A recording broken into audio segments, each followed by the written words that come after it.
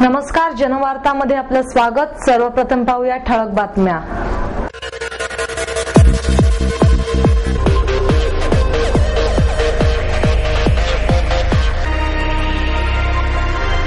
शहराला 24 तास पाणी पुरवठा करण्यासाठी 24/7 योजनेसाठी तज्ञ सल्लागार नेमण्याची निविदा स्थायी समितीमध्ये एकमताने मंजूर। आणि भविष्याचा विचार करताना मेट्रो भुयारीच असावी या उपमुख्यमंत्री अजित पवार यांनी व्यक्त केलेल्या भूमिकेला राष्ट्रवादी काँग्रेसने लावला सुरुंग।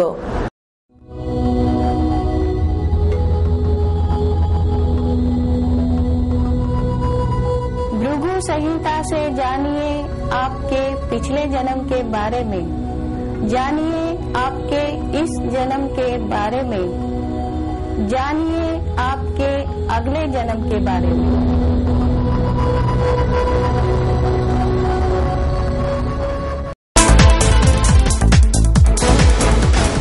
शहराला 24 तास पाणी पुरवठा करण्यासाठी 24/7 योजनेसाठी तज्ञ सल्लागार नेमण्याची निविदा स्थायी समितीमध्ये एकमताने मंजूर करण्यात आली। शहराला समान पाणी वाटप करण्यासाठी प्रास्ताविक असलेल्या 24/7 योजनेसाठी तज्ञ सल्लागार नेमण्याची निविदा स्थायी समितीमध्ये एकमताने मान्य करण्यात आली। हा प्रस्ताव मंजूर झाल्याने येत्या काही वर्षांमध्ये शहरातील पाणी पुरवठ्याचा प्रश्न मार्गी लागण्याची चिन्ह दिसत आहेत। शहराला समान आणि पुरेशा दबावाने नियमित पाणी वाटप करण्यासाठी 24/7 योजना राबवण्यात येणार आहे। या योजनेची अंमलबजावणी करण्यासाठी तज्ञ सल्लागार नेमण्याचा प्रस्ताव स्थायी समितीसमोर ठेवण्यात आला होता। महापालिकेने या संदर्भात काढलेल्या निविदांमध्ये SGI या इटलीच्या कंपनीने 18,81,00,000 रुपयांची निविदा सर्वात कमी रकमेची होती। तिला मान्यता देण्याचा प्रस्ताव स्थायी समितीसमोर होता। या प्रस्तावाला चर्चेअंती एकमताने मान्यता देण्यात आली, अशी माहिती स्थायी समितीचे अध्यक्ष गणेश बेडकर यांनी पत्रकार परिषदेत दिली। पुणे शहराला 24/7 पाणी पुरवठा करण्याचा जो प्रकल्प आहे त्या प्रकल्पाचा संपूर्ण DPR करण्यासाठीची एक तज्ञ सल्लागार नेमण्याची स्थायी समितीने आज मंजुरी दिलेली आहे। या संदर्भात गेले अनेक दिवस हा प्रकल्प मंजुरीच्या प्रतीक्षेत होता।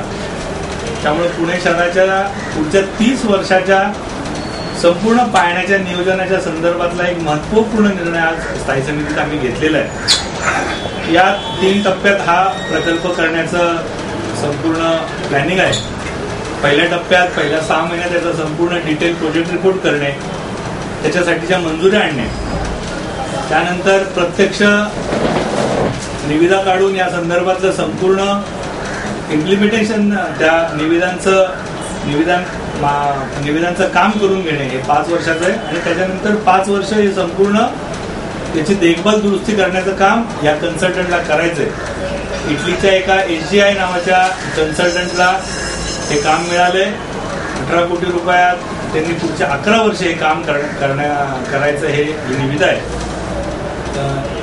इंटरनॅशनल लेवलला बऱ्याच ठिकाणी या कंपनीने काम केलंय आणि याचा अनुभव पाहता प्रशासनाने त्यांना रिकमेंड केलं होतं आणि त्याला स्थायी समितीने आज एकमताने मंजुरी दिली। यात पुणे शहराच्या दृष्टीने पुढच्या 30 वर्षात जे काय पाण्याच्या संदर्भातले प्रश्न असतील त्या सर्वांचा एकत्रित विचार करणे, पाण्याच्या गळती शोधणे, मीटरिंग करणे, किती पाणी आहे, किती पाणी जातंय, कुठं पाणी मुरतंय, या सगळ्याचा विचार या DPR मध्ये होणार आहे। आणि निश्चितपणे पुणे शहराच्या पाणी पुरवठ्याच्या दृष्टीने हे एक ऐतिहासिक पाऊल ठरेल असा निर्णय आज स्थायी समितीत आम्ही घेतलेला आहे। भविष्याचा विचार करताना मेट्रो भुयारीच असावी या मुख्यमंत्री अजित पवार यांनी व्यक्त केलेल्या भूमिकेला राष्ट्रवादी काँग्रेसने सुरुंग लावला। मेट्रो प्रकल्प भुयारी असावा यासाठी शिवसेना मनसेची साथ असतानाही राष्ट्रवादीचे नगरसेवक ऐनवेळी लग्नाला गेल्याने हा प्रस्ताव मार्चपर्यंत पुढे ढकलला। त्यामुळे अजित पवारांच्या BDP पाठोपाठ मेट्रोच्या भूमिकेलाही त्यांच्याच महापालिकेतील शिलेदारांनी कात्रचा घाट दाखवल्याने मेट्रो एलिव्हेटेडच होणार हे जवळपास निश्चित झाले आहे। आहे. शहरातील मेट्रोचा प्रस्ताव मान्यतेसाठी शासनाकडे आहे. या प्रस्तावामध्ये पहिल्या टप्प्यातील वारजे ते रामवाडी हा प्रकल्प एलिव्हेटेड असून दुसऱ्या टप्प्यातील निगडी ते स्वारगेट मार्गावरील प्रकल्प शिवाजी ते स्वारगेट या टापूत भुयारी आहे. परंतु राष्ट्रवादीचे काँग्रेस नेते आणि मुख्यमंत्री अजित पवार यांनी नुकतेच बंगळूर येथे एलिव्हेटेड मेट्रोमुळे मोठ्या अडचणी निर्माण झाल्या आहे असे स्पष्ट केले. भविष्यकाळाचा विचार करताना शहरातील मेट्रो भुयारीच असावी अशी भूमिका घेतल्यामुळे पूर्वीपासून भुयारी मेट्रोचा आग्रह धरणाऱ्या सदस्यांनी तसा प्रस्ताव स्थायी समितीसमोर आणि सर्वसाधारण सभेसमोर ठेवला होता. स्थायी समितीमध्ये शिवसेनेने ठरवलेल्या प्रस्तावाला राष्ट्रवादी आणि भाजपच्या एका सदस्याने पाठिंबा दिला होता, तर काँग्रेस आणि भाजपच्या दोन्ही सदस्यांनी स्थायी समितीमध्ये अध्यक्ष गणेश बिडकर यांच्या कास्टिंग मताच्या सहाय्याने प्रस्ताव फेटाळून लावला होता. दरम्यान सर्वसाधारण सभेपुढे असलेल्या या संदर्भातील प्रस्तावावर राष्ट्रवादी काँग्रेस, शिवसेना आणि मनसे हे एकत्र येऊन तो मान्य होईल अशी परिस्थिती होती. परंतु ऐनवेळी चित्र पालटले. मेट्रो भुयारी असावी या संदर्भातील प्रस्ताव सर्वसाधारण सभेपुढे आल्याने काँग्रेसने तो मार्च 2012च्या कार्यपत्रिकेवर घ्यावा अशी तहकुबी मांडली. या तहकुबीवर मतदान झाले. यावर झालेल्या मतदानामध्ये राष्ट्रवादी काँग्रेसने काँग्रेसला साथ देत तहकुबीची तयारी दर्शवली.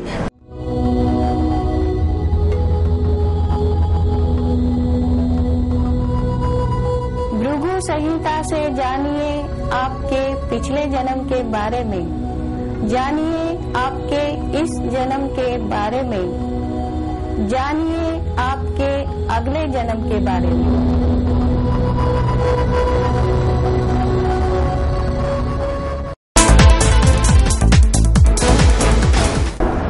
चिंचवड येथील चाफेकर चौकात सराफाला लुटणाऱ्या टोळीच्या म्होरक्याला गुन्हे शाखा पथकाने अटक केली आहे. या टोळीकडून 23,38,000 रुपये किमतीचे 835 ग्रॅम वजनाचे दागिने जप्त करण्यात आले आहेत. यापूर्वी पोलिसांनी म्होरक्याच्या 6 साथीदारांना अटक केली होती. त्यांच्याकडून ऐवज जप्त करण्यात आला होता. महेंद्रसिंग जब्बार देवडा, विकी संजय गायकवाड, देवीदास दत्ता कालेकर, सोनू अजित सिंह यांना 17 सप्टेंबर रोजी अटक करण्यात आली होती, तर कुणाल संजय कोंडे याला 19 सप्टेंबर रोजी अटक करण्यात आली होती. यांच्याकडून मिळालेल्या माहितीनुसार पोलिसांनी त्याचे साथीदार सुरेंद्र सिंग भगवर सिंग बालोद उर्फ राजपूत याला 23 ऑक्टोबर रोजी पोलिसांनी अटक केली.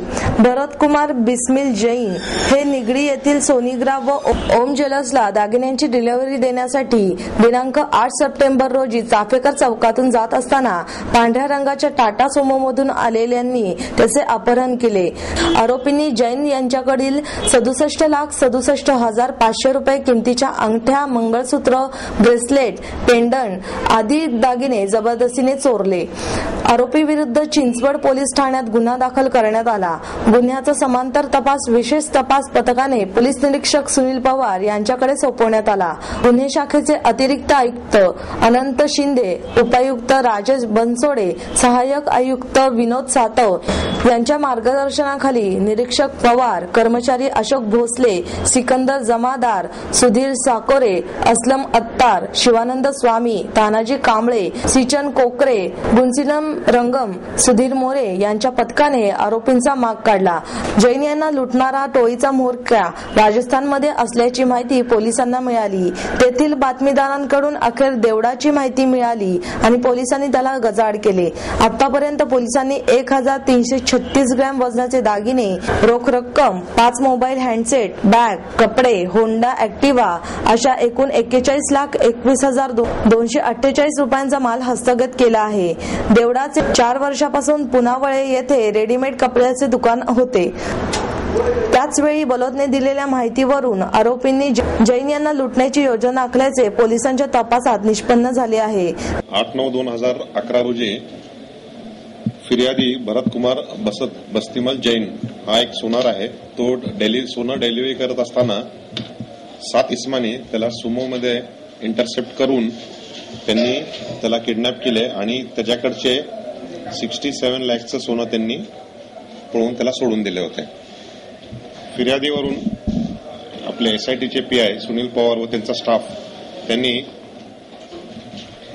6 आरोपी यापूर्वीच अटक केले होते आणि काल मुख्य आरोपी महेंद्रसिंग जब्बारसिंग देवडा याला राजस्थानमधून अटक करण्यात आला होता। पूर्ण टीम ही 1 महिनाभर तिथे राजस्थानमध्येच राहून तिथेच बातमीदार क्रिएट करून त्याला अटक करण्यात आलेली आहे। टोटल जी रिकव्हरी आहे ती आता 41,21,000ची रिकव्हरी त्यांच्याकडून करण्यात आलेली आहे। एक सुमो आणि एक ऍक्टिव्हा सुद्धा त्यांच्याकडून जप्त करण्यात आलेले आहे। मूळ राहणाऱ्या राजस्थानचा आहे आरोपी जो आहे तो, मुख्य आरोपी जो आहे तो मूळ इथं राजस्थानचा राहणार आहे म्हणून तो इथे काम करून हा राजस्थानला पळाला होता। राजस्थानमधून त्याला अटक करण्यात आलेली आहे। 2 आरोपींवर यापूर्वीचे रेकॉर्ड आहेत। एक 324 आहे विकी म्हणून जो आहे 3 नंबरचा आरोपी आहे विकी संजय गायकवाड, याच्यावर एक 324चा गुन्हा आहे आणि दुसरा कोण कुणाल म्हणून जो आहे त्याच्यावर रॉबरीचा गुन्हा आहे यापूर्वी।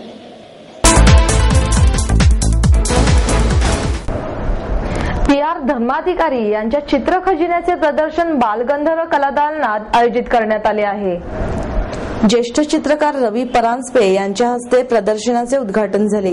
यावेळी किर्लोस्कर ग्रुपचे अविनाश पुरंदरे, सुरेंद्र चांदोरकर यांची मुख्य उपस्थिती होती।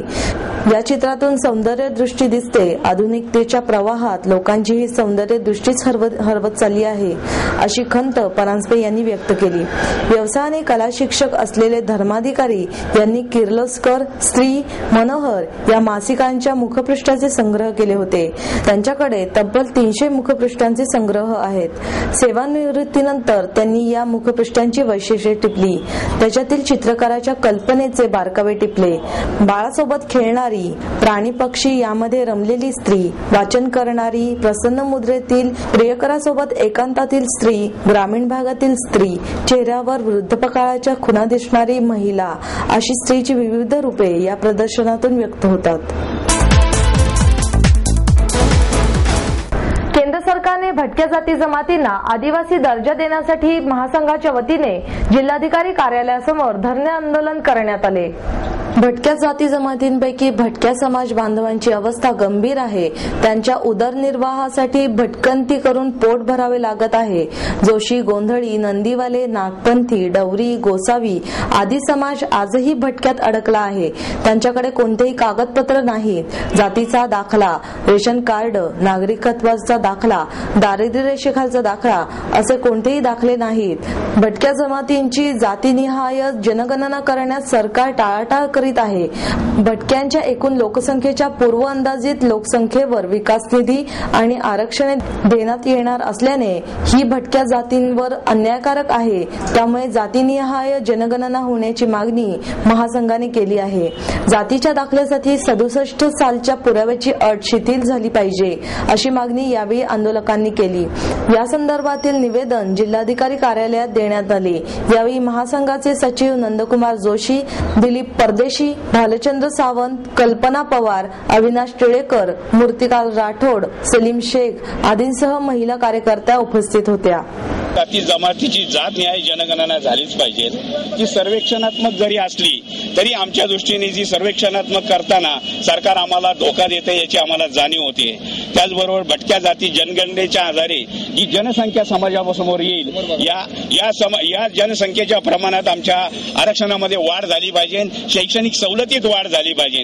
जातीच्या दाखल्यासाठी जी 57 सालची जी आम्हाला जाचक अट दाखण्यात आलेली आहे ही जाचक अट रद्द करण्यात आली पाहिजे अशी आमच्या महासंघाच्या वतीने आम्ही मागणी करत आहोत। जात पडताळणी बरोबरच जात पडताळणीची जी समिती आहे या जात पडताळणी समितीवर हजारो तऱ्हेचे निकष लावले जातात। समोरच्या माणसाला आमच्या समाजाची कोणत्याही प्रकारची माहिती नसते, कुठल्याही प्रकारचा अभ्यास नसतो। असं असताना हजारो तऱ्हेच्या अडचणी लावून आमच्या या जात पडताळणीला आक्षेप घेतला जातो। तरी माझं म्हणणं असं आहे की या जात पडताळणीवर आमच्या समाजाचा एखादा कार्यकर्ता नेमला जावा आणि जेणेकरून आमच्या समाजाचा त्यामुळे न्याय मिळेल। त्याचबरोबर भटक्या जाती जमातीपैकी अ ब क ड पैकी ब या प्रभागामध्ये राज्य शासनाने अजून जवळजवळ 42 जातींचा भरणा केलेला आहे। या सर्व जातींचा भरणा सरकारने ज्या प्रमाणात वाढवला आहे त्या प्रमाणात आमचं आरक्षण वाढवून मिळालं पाहिजे अशी आम्ही आज सरकारला जाहीरपणे विचारणा करतो आहोत। आणि जर हे 4 दिवसात किंवा येणाऱ्या महिन्यामध्ये सरकारने आमच्या अटीची परिपूर्तता केली नाही तर पुन्हा एकदा राज्यव्यापी आंदोलन उभं केलं जाईल आणि त्यावरती त्या माध्यमातून सरकारला विचारणा केली जाईल, जाब विचारला जाईल आणि जर हे होणार नसेल तर हे सरकार पाडल्याशिवाय आम्ही राहणार नाही।